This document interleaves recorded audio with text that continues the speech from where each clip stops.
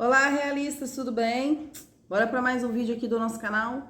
Vamos falar hoje sobre traumatização. O que seria traumatização, Michele? É conhecido vulgarmente como trauma. As pessoas divulgam a palavra trauma e aí ficou essa palavra para se referir ao evento traumático, a uma percepção do sistema nervoso, aquilo que nos é registrado nesses momentos tão traumáticos, pesados,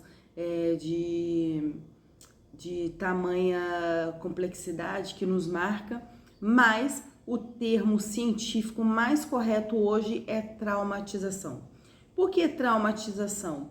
Porque o trauma, né, vulgarmente falado, que é aquele evento traumático, aquilo que lhe é acometido, aquilo que acontece de forma abrupta, repentina, ou até mesmo com muita intensidade, nos marca, né? E a traumatização é como se fosse trauma em ação, vamos dizer assim, né? Por que a ação? Porque tudo aquilo que nos acomete a evento traumático, o nosso sistema nervoso assimila aquelas situações e toma forma do acontecimento.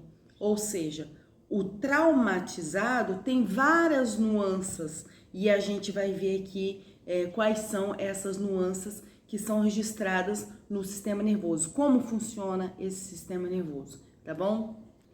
Eu costumo dizer que o traumatizado, ele vai atrás de duas coisas, primeiramente, né? Dentre tantas outras coisas que a gente ainda vai discorrer sobre isso aqui, nesse vídeo.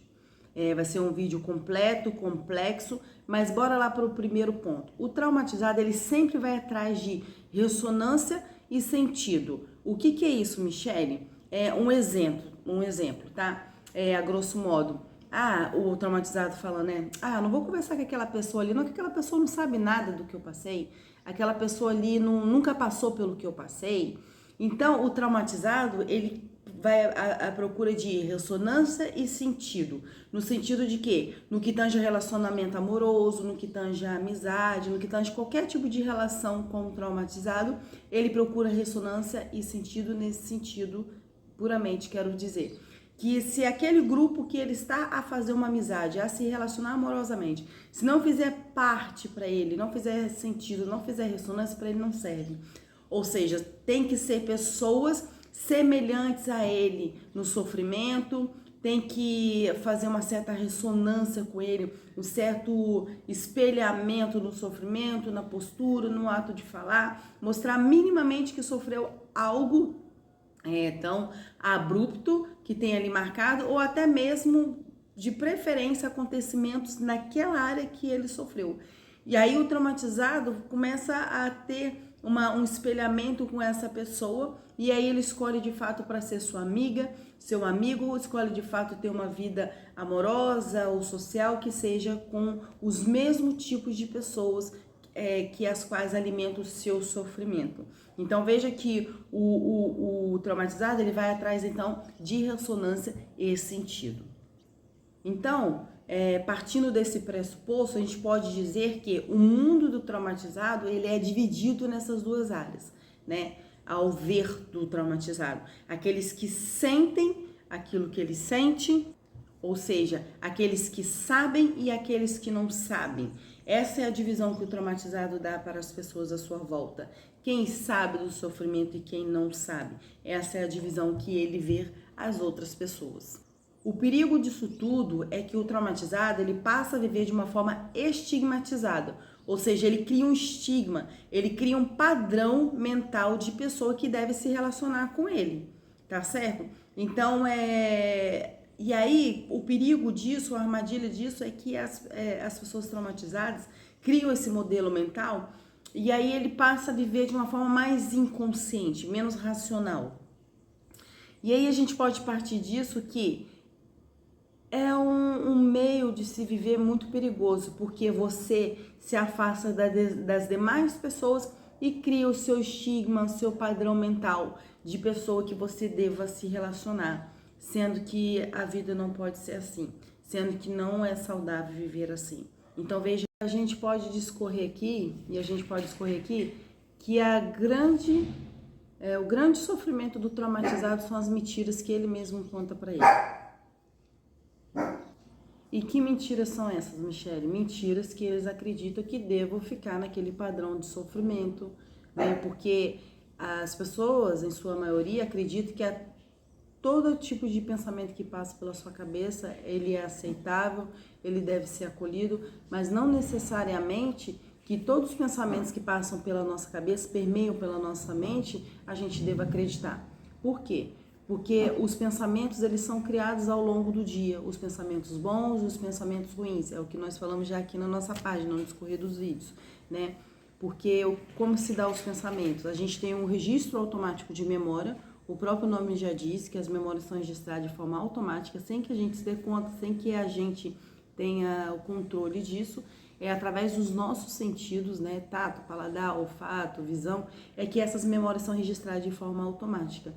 Então, isso produz pensamentos na gente ao longo do dia, ruins ou bons, né? E o ruim desse padrão de traumatização que o traumatizado cria é contar mentira para ele mesmo, no sentido de que tudo aquilo que ele vai reviver no seu sistema nervoso, porque, claro, um evento traumático, ele te marca muito por conta da adrenalina, por conta do cortisol, que é eliminado ali na hora do evento traumático. Então, a intensidade foi muito, isso é muito registrado no seu sistema nervoso de uma forma abrupta, a te fazer lembrar o tempo todo daquele evento traumático. Então, conta-se meio que mentira para si mesmo, como se devesse ficar preso naquele acontecimento por anos, por meses, por anos.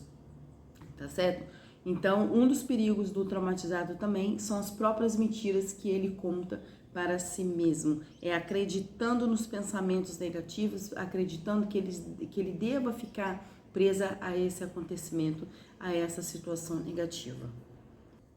Então veja que ao invés da gente ter um cérebro estigmatizado, um cérebro que conta mentira para si mesmo, o lado bom e saudável disso tudo é fazer com que esse cérebro seja criativo.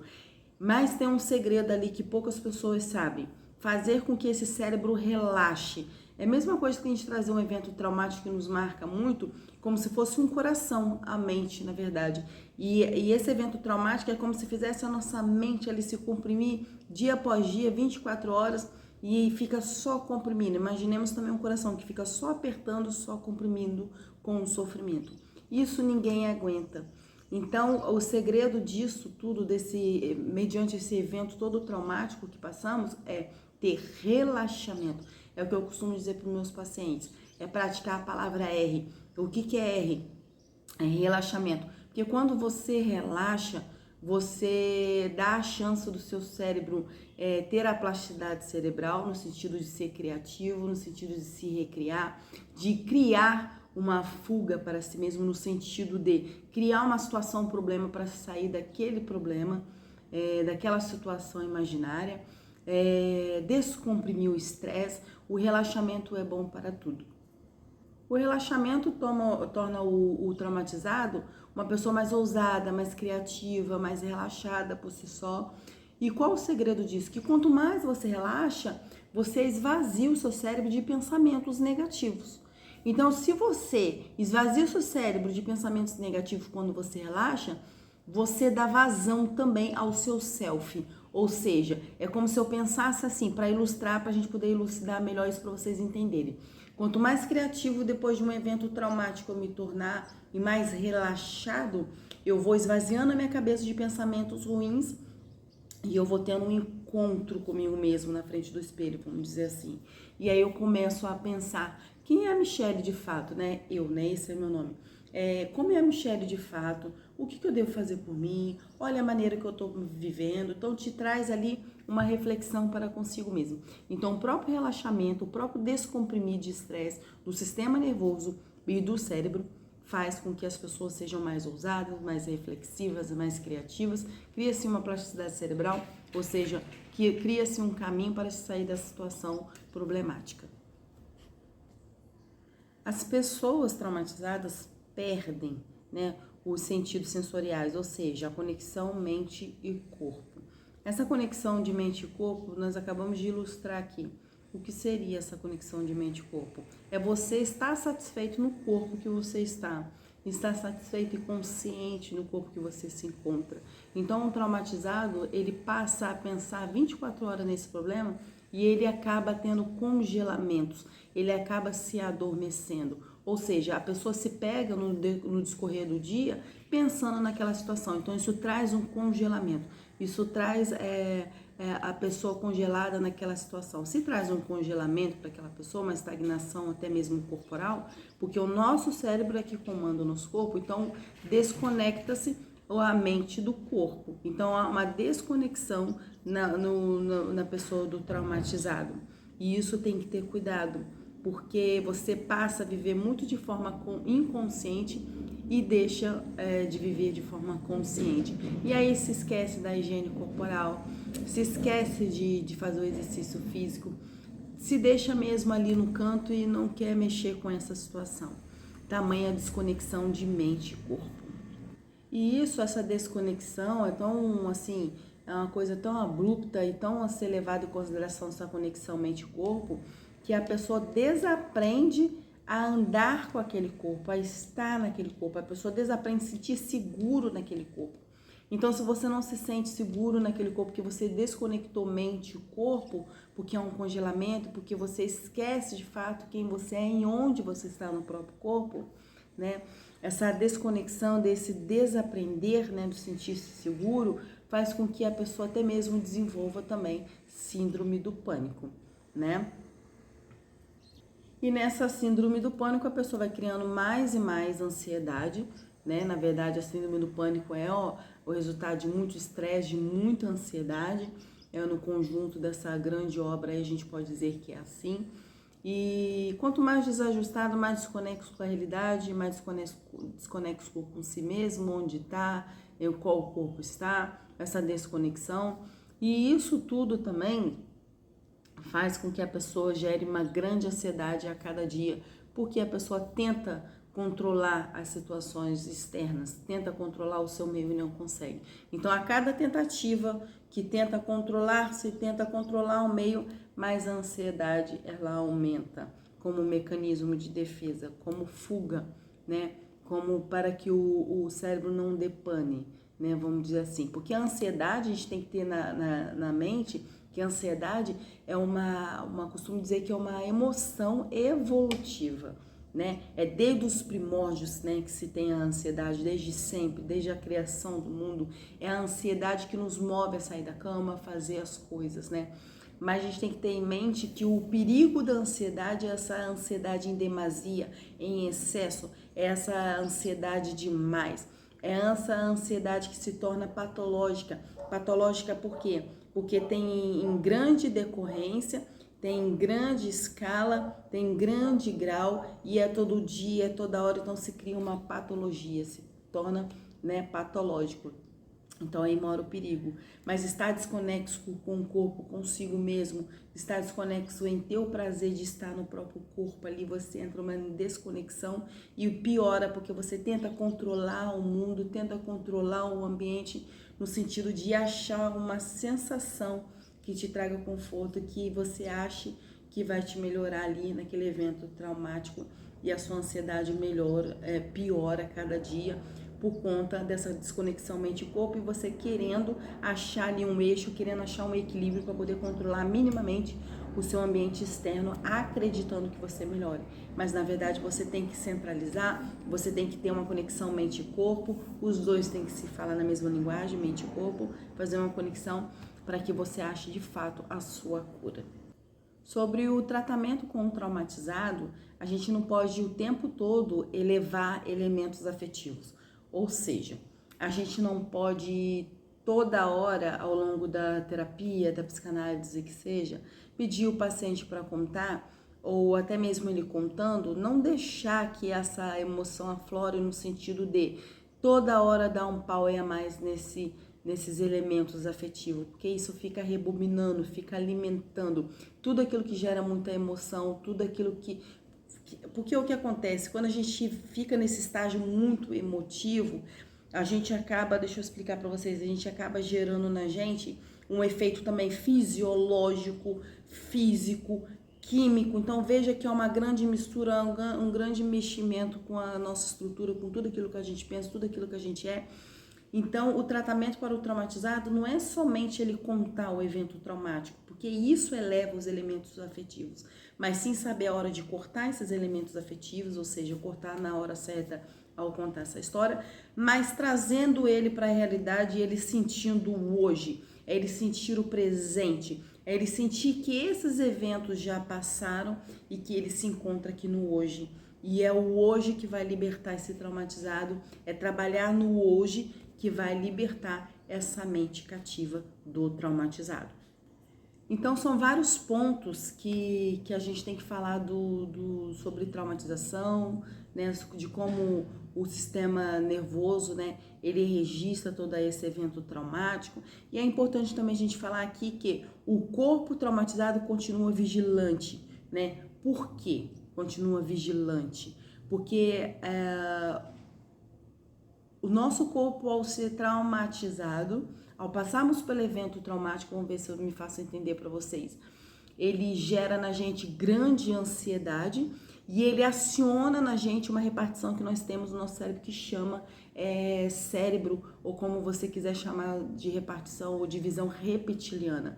O que seria isso, essa divisão reptiliana? É a nossa defesa.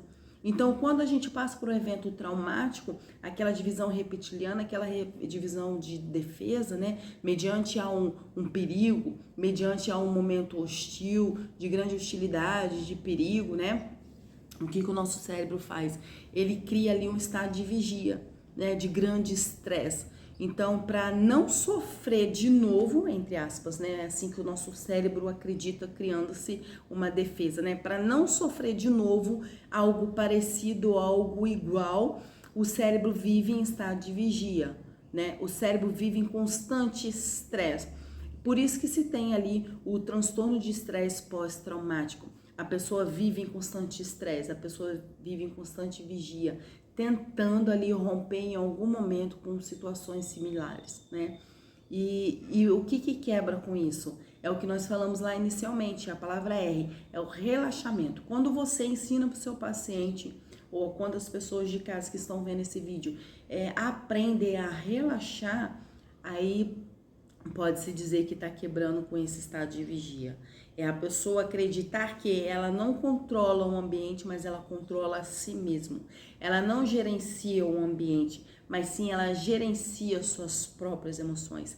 Ela vai criando mecanismos de defesa no sentido de que ela vai entendendo o que ela tem que fazer para ela melhorar em tais situações, para que ela mesma se defenda, para que ela mesma se sinta seguro nesse corpo que ela tem, ao longo do tratamento fazendo essa conexão de mente e corpo. E nessa percepção só se é feita a partir do relaxamento. É se relaxando que eu vejo ali o meu encontro com a artes, é o meu encontro com a água, o meu encontro com eu sentir o gosto e o cheiro da laranja ao comer. Então são situações de relaxamento que vão nos trazendo a conexão de mente e corpo. E isso tudo é muito primordial, é muito fundamental. Porque isso vai ajudando que as pessoas a se tornarem menos vigilantes e tornando-se mais seguro no corpo que está. E fazendo isso, a pessoa vai sabendo ali gerenciar suas emoções, vai sabendo ali a hora de intervir, a hora de romper, e isso nasce ali uma grande inteligência dentro dessa pessoa traumatizada. E vai criando uma grande inteligência em qual sentido que eu quero dizer? Porque o traumatizado, ele passa a viver muito de forma inconsciente, porque ele não quer muito conscientizar, falar do acontecimento, ele não quer muito tratar o acontecimento, então ele passa a viver muito de forma inconsciente. Por que de forma inconsciente? Porque ali não se fala, ali não se toca, ali não como se diz, não se abre a caixa de Pandora, ali não se mexe nesse evento traumático e para mim fica tão confortável, estão entendendo? Então por isso que há grande necessidade de mente e corpo estarem conectados. Então temos que entender que ouvir as histórias do traumatizado não resolve, porque ali que se criou o quê? Um braço, vários braços daquele evento traumático. Em qual sentido? O paciente sentiu de forma fisiológica, de forma química, de forma física, né, de forma corporal, de tudo, de todos os eixos, de toda a integralidade, assim como vocês quiserem chamar. Então, somente ouvir a história do traumatizado não resolve. É ele se sentir seguro inicialmente no corpo em que ele está, para que ele possa intervir, para que ele possa criar artifício, plasticidade, para que ele venha criar meios para se safar, sair daquela situação em que o pensamento repetitivo e obsessivo tenta trazer aquele traumatizado para o centro do evento traumático toda vez que ele lembre daquele evento, tá? E é importante também a gente entender que o corpo do traumatizado precisa entender que o perigo passou, é viver a realidade atual, é aquilo que nós falamos, é trazer o traumatizado para o presente. E aí, ao deparar com um paciente traumatizado, ao deparar-se com um ente, um familiar traumatizado, a gente vai entender que são pessoas certinhas, são pessoas padronizadas, são pessoas, na maioria das vezes, com padrão mental, com estigma tão grande, no sentido de que são pessoas que passaram por problemas e que criam toques, criam pensamentos obsessivos repetitivos. Por quê? Porque ao passar pelo evento traumático, as pessoas recalcam alguma coisa, no sentido de não querer falar sobre aquele problema. Às vezes por abuso sexual, às vezes por questões de guerra. Então a pessoa não quer falar sobre aquilo. Então menos se fala sobre aquilo, menos gera novo comportamento sobre aquilo, menos se pensa sobre aquilo e se recalca. E se essa pessoa recalca tudo aquilo que ela sente, ela acaba não se tratando, ela acaba recalcando aquele desejo realmente de falar, de expor, né? E aí guarda aquele desejo e aí se manifesta aquilo que nós chamamos de complexo paterno. E aí a pessoa começa a ser regida por leis, a pessoa começa a ser regida por sanções, por regras, vamos ver se eu me faço entender. Porque o traumatizado, na maioria das vezes, esse complexo paterno seria as leis e os limites, em qual sentido vão me fazer entender? Que essa pessoa, às vezes, foi abusada por parentes e esse complexo paterno lhe traz a lei, a sanção, no sentido de eu não posso falar que é meu pai, eu não posso falar que foi minha mãe, porque socialmente isso não é aceito. Então eu cauterizo aquela raiva, eu guardo para mim. Ou se é alguém que sofreu, que foi traumatizado pela guerra, ele não pode falar do governo, entre aspas, né? Ele tem aquele medo, aquele receio de expor autoridades, de expor pessoas, de expor governo, e ele guarda para ele. Então, quando ele guarda para ele cauteriza aquela raiva. E tudo que é cauterizado, o que Freud diz, que tudo aquilo que é cauterizado, aquilo que não se deixa o desejo falar e é regido pelo complexo paterno, que é aquilo que nós chamamos de leis externas, porque não é legal se falar, não é permitido, não é aceito. Então, tudo aquilo que a pessoa cauteriza, aquele desejo de falar, de expor, isso tudo se torna em sintomas. Tá? Isso tudo se converte em sintomas, isso tudo demonstra-se sintomas, isso tudo vira sintomas. Então, se cria também um toque, que é o transtorno obsessivo compulsivo, porque algo ficou recalcado. Os seus desejos não deixaram se falar por si só por medo de sanção, de repressão social. E isso vai criando toque no sentido de pensamentos obsessivos e compulsivos em referência a esse acontecimento traumático. E aí as pessoas vão também desenvolvendo práticas também obsessivas. Em qual sentido? O toque de eu ficar toda hora palpando esse objeto, ou eu tendo que colocar ele sempre aqui na minha direção, ou sempre verificar portas, ou sempre verificar janelas, lugares. Isso tudo é em decorrência algo que ficou cauterizado, é algo que ficou ali dentro da caixinha que em nenhum momento eu mexi por estar cauterizado. Eu não dei abertura ao meu desejo de falar como eu havia falado aqui. Então, o traumatizado, ele também passa por isso, pelo padrão, ele passa pela organização extrema, que é o que nós estávamos falando. Ele tem um jeito muito certinho, muito combinado. Ele, dificilmente, quando ele é quebrado uma regra com ele, no sentido de horário, ele se sinta à vontade. Na maioria das vezes, ele se sente irritado por conta disso, por conta desse padrão obsessivo compulsivo, por conta desse toque, por conta desse padrão que ele foi criando, tá bom? E o legal é que quando você faz essa conexão de mente e corpo, da pessoa estar consciente no corpo que ela tá, aceitar o corpo que ela tá, a pessoa relaxar, a pessoa achar o self, tudo aquilo que nós falamos inicialmente, isso tudo ajuda a pessoa a quebrar com toda essa rigidez. E a pessoa se torna mais reflexiva, mais reflexiva, mais flexível, se torna mais autodidata no sentido de encontrar sempre uma solução a mais ali para os seus problemas, no sentido de traquejo, no sentido de ludibriar os seus pensamentos, saindo ali pela tangente, vamos dizer assim, se esquivando de pensamentos ruins e criando situações novas para que modele ali outros sentimentos. Outros sentimentos em qual sentido? Porque a engrenagem se dá o seguinte: eu logo penso, depois eu sinto, depois eu faço. Então não tem como eu sentir sem eu antes ter pensado. Então se eu me sinto, eu enquanto traumatizada, eu me sinto de uma forma negativa, porque dentro da minha cabeça só passa pensamentos negativos. Então eu penso e depois eu sinto. Então a conexão de mente e corpo ajuda muito no tratamento e o relaxamento dos pacientes. Uma outra coisa também que é muito bacana também no tratamento do traumatizado é a respiração.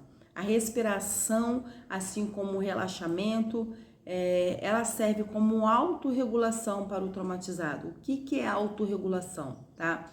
Eu vou ilustrar o que seria uma autorregulação, mas usando outro contexto, mas só para me fazer entender, só para vocês entenderem o que eu tô falando. Por que a respiração, o relaxamento é autorregulação para o traumatizado? Vamos então a um exemplo de autorregulação para que a gente saia um pouquinho dessa situação, mas vocês entenderem o que é autorregulação. Um exemplo, um autista deita-se no chão e muita gente acha que é fazendo birra, não. Na maioria das vezes o autista ele deita no chão porque ali ele acha o seu ponto de autorregulação. A autorregulação é o quê? É o ponto de equilíbrio. A autorregulação é se sentir seguro. Então eu vejo que o autista nessa situação, não é pra gente tentar falar aqui para vocês direitinho o que seria uma autorregulação. Então veja que nessa circunstância o autista ele deita-se no chão porque ele passa por tantas situações desconfortáveis e as pessoas em volta não o entendem e aquilo lhe faz sofrer. Então ele se debate, ele fica nervoso, né? E a gente acha que ele está sendo agressivo, mas não, ele está se defendendo. Então, ao se deitar no chão, ele acha ali um ponto de equilíbrio. É ali que ele se sente seguro, naquele solo, naquela coisa, né, dura, densa ali, ele deitado, ele acha ali que ele está seguro ali deitado. Então, ele acha uma autorregulação, ele acha ali onde ele se sente equilibrado, ele se sente seguro, é o chão. Assim é a respiração, assim é o relaxamento para o traumatizado, como autorregulação. Então, quando a gente fala aqui respiração e relaxamento para o traumatizado é autorregulação, é no sentido de, é ali que ele acha um ponto de equilíbrio, é ali que ele se sente seguro. Por que se sente seguro? Porque quando eu relaxo, quando eu respiro, é aquilo que eu acabei de falar, os meus pensamentos ruins, eles vão embora, eles se vão, e aí eu me desprendo desses pensamentos negativos e eu passo a ter um encontro comigo mesmo, eu passo a ter tempo, eu passo a ter espaço na minha mente para ter um encontro comigo mesmo. E aí eu passo a pensar, quem de fato é a Michelle?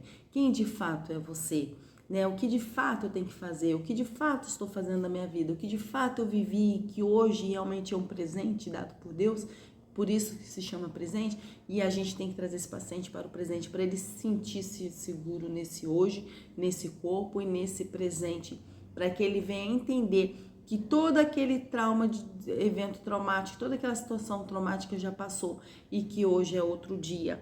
Então, através da respiração, Através da oração, através da meditação, através do relaxamento, tá? Se acha a autorregulação, se acha o ponto de equilíbrio para o traumatizado.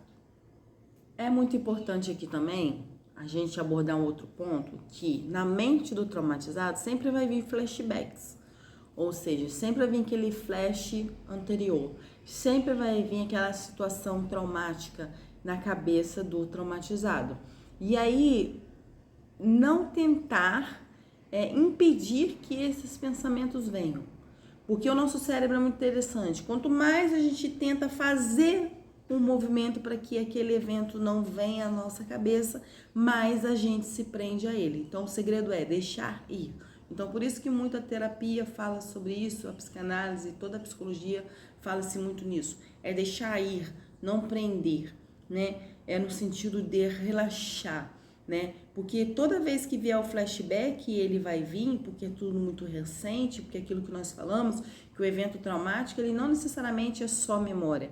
Ele ali se perpetuou no corpo humano ali, através de estado fisiológico, químico, físico, social. Então, ele mexeu com toda a estrutura do ser humano. Então, claro, evidentemente que esse flashback, ele vai vir várias vezes tentando nos testar. Então, quando esse flashback vier, quando esses pensamentos novamente vier, deixa ele vir, sem que tenta aprender, que toda vez que tenta aprender, mais a gente se prende a esse evento traumático. Então, quando ele vier, não se culpar, é acreditar que aquele evento traumático aconteceu, não por sua conta, por conta do outro, por conta de outros fatores, porque o que acontece? Michele, é muito confortável eu dizer que não foi a minha culpa, sempre não será sua culpa por conta de uma situação muito peculiar. O nosso cérebro, ele tem um objetivo fundamental também de preservar a nossa sobrevivência. Então, nunca que a gente faria algo, a gente nunca que criaria, a gente assim, funcional, não esses disfuncionais como psicopatas, sociopatas, narcisistas que gostam de sofrer, gostam de se autorregular em cima do outro, do sofrimento do outro, fazer o outro sofrer, se martirizar, não é isso não. Eu tô falando de uma pessoa funcional, de uma pessoa sã, vamos dizer assim. Nunca que uma pessoa na sua sanidade, a pessoa vai fazer algo que ela soubesse que ela vai se fazer sofrer, que viesse a sofrer, que viesse a se fazer sofrer. Então, o mecanismo do cérebro de uma pessoa saudável, minimamente é isso, é preservar a sobrevivência. Então, os eventos traumáticos não necessariamente que você os criou, que você foi em contra esse evento traumático. De fato, eles aconteceram, de fato, eles vieram até você, de fato, não foi a sua culpa. Então, toda vez que esses flashbacks vierem à sua cabeça, é se conscientizar de fato que você não teve culpa em relação a esses fatos. Só aí já é um grande tratamento, só aí é um grande pulo, porque você deixa a culpa de lado e traz a responsabilidade, que é aquilo que Freud fala, né? Que é o seguinte, Freud dizia, qual a sua responsabilidade frente àquilo que você queixas? Ou seja, qual a sua responsabilidade frente àquilo que você reclama? Qual a sua responsabilidade, traduzindo, qual a sua responsabilidade frente àquele evento traumático que lhe aconteceu? Vamos dizer assim. Então não se fala de culpa, se fala de responsabilidade. Se fala... Tô soluçando, é mole? Não se fala de culpa, se fala de responsabilidade. Se fala em daqui pra frente, como você encara. Daqui pra frente, você pega essa criança interior pela mão e aí você encara como responsabilidade. Porque o que acontece? Muitas pessoas às vezes se culpam porque é mais confortável. Em qual sentido? Tem amor ao sistema, tem amor aos pais, tem amor à família, tem amor até mesmo àquela pessoa que lhe fez sofrer aquele evento traumático, aquela corporação que seja, e aí fica mais fácil a pessoa se culpar, ficar mais confortável, vamos dizer assim, né? Porque até mesmo pela questão de complexo paterno, né? Que é aquilo que nós falamos. É uma lei, é uma sanção, é um sistema, né? que tenta impedir aquela pessoa de colocar o desejo dela em prática, em dizer realmente aquilo que sente, como foi a situação. Então, é uma pessoa que na maioria das vezes é regida pela lei, é regida pelas sanções, as punições, e é esse sistema social que impede as pessoas de fato a falar sobre o evento traumático. Então, fica mais fácil se culpar, né? E aí, naquilo tudo, o que acontece? Fica reprimido, fica recalcado aquilo que de fato, o desejo, aquilo que de fato traz a cura, é falar que de fato aquilo que libertaria, aquilo que de fato lhe aconteceu, né? E colocar para fora aquela raiva, aquela angústia, tudo aquilo que é legítimo ao traumatizado. Então veja que o flashback, em suma, resumindo essa parte, que o flashback ele vai vir. Quando vier, é se conscientizar que não foi culpa sua, tá? Então as lembranças do traumatizado fica em várias nuances do sistema nervoso. Aí eu coloquei aqui que fica as lembranças traumatizadas na forma de nos tônus muscular, no estresse contínuo, no enrijecimento do corpo, na apatia. Então veja que por que, Michelle, essas lembranças ficam tanto ali no sistema nervoso mexendo com o tônus muscular, com a estrutura muscular, com o estresse contínuo, com o enrijecimento do corpo, que é um congelamento, né? A pessoa se pega pensando alguma coisa assim do tipo, né? E na apatia, no sentido de não querer mais se colocar no lugar do outro, não querer mais se envolver com o outro. Lembra que ele cria grupos, né? Aquele que sente, aquele que não sente, aquele que de fato passaram por isso, aqueles que não passaram. Então ele começa a viver de uma forma apática e não empática, ele começa a viver de uma forma, né, inconsciente, fria. Por quê? Porque os acontecimentos traumáticos, os eventos traumáticos, eles não apenas se fizeram de forma física, mas também fisiológica, emocional, social. Então houve todo um meximento, toda desestrutura em todos os sentidos.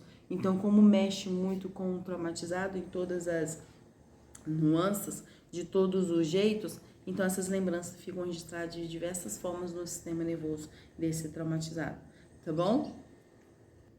Então, quando esse traumatizado, ele chega pra gente que a raiva que ele guarda sobre aquele evento traumático é cauterizado e é recalcado, que seja assim como você quiser chamar, porque ele acredita que há um sistema de norma acima dele que o impede de falar. Quando ele recalca tudo isso, né, essa raiva fica não resolvida. E isso vira contra ele mesmo, contra o traumatizado, em forma de, coloquei aqui, cobranças excessivas, extorsão do eu de verdade, perda do self, que é o encontro consigo mesmo, a perda da identidade, a autocrítica, a autocobrança. Então veja que tudo isso que fica recalcado, que o traumatizado não deixa se falar por desejo, por conta do medo, do limite da sociedade, quanto mais ele recalca essa raiva daquilo que gerou, aquilo que veio do seu evento traumático, quanto mais ele recalca aquilo, né, mais ele direciona para si mesmo, né? Mais é aquilo que Freud falou, quanto mais se recalca, mais vira sintomas. Por isso que virou aqui cobrança excessiva, extorsão do seu eu de verdade, perda do self, perda da identidade, autocrítica, autocobrança. Então, tudo que é reprimido, tudo que é recalcado vira sintomas. E aí vem a grande máxima, né? Que a gente costuma dizer que a fala, ela é libertadora. E por que ela é libertadora? Veja que o traumatizado ou qualquer outra pessoa que vem para a terapia, para a psicanálise que seja, às vezes fica com medo de falar. Mas não é um medo em si de falar. Não é o medo em si de falar, mas o medo de mudar. Por quê? Porque à medida que o traumatizado vai falando, à medida que qualquer outra pessoa vem para a terapia e vai falando, ela traz ali com ela um envolvimento com o comportamento. Em qual sentido? Se eu alimento ali de forma inconsciente, sem que eu dê conta de que eu não quero falar, é porque eu não quero mudar. Porque à medida que eu falo, eu penso sobre aquela questão e eu acabo mudando. Então, o que eu quero fazer vocês pensarem sobre isso? Quanto menos vocês falarem sobre isso com um profissional ou com alguém de confiança, você mais vai cauterizando isso dentro de você, isso vai te fazendo mal e vai virando sintoma. Por quê? Porque a fala, ela é libertadora no sentido de que você vai falando e você vai criando comportamentos positivos frente àquilo. Você vai deixando comportamentos negativos, né? Frente àquele acontecimento. Então, se eu falo, eu vou gerando comportamentos novos. E por que eu tô falando isso? Porque de forma inconsciente você cria um apego com aquele acontecimento, você cria um amor àquele acontecimento, né? No sentido platônico, assim, de ficar toda hora alimentando aquele sofrimento. Então, às vezes, por duas circunstâncias, você acaba não querendo falar, igual eu falo com meus pacientes, pela situação de vitimismo, que ali está muito confortável, né? Ou porque minimamente você não quer falar porque você não quer mudar. Então veja que não falar sobre não gera comportamentos positivos, não gera comportamentos novos, não gera atitudes novas. Então as pessoas não têm medo em si de falar, o traumatizado não tem medo de si em falar, mas tem medo de mudar comportamento, entenderam? Então a máxima aqui é: se o paciente traumatizado ele não quer falar, porque ele quer manter aquele comportamento, entendeu? De forma inconsciente. Por repressão, por limite, sanção social, ou porque não é bonito falar que tem raiva em relação àquilo, que vai envolver os pais ou alguma figura que aparentemente socialmente não se pode falar. Então veja que não é puramente com medo de falar, mas com medo de mudar o comportamento.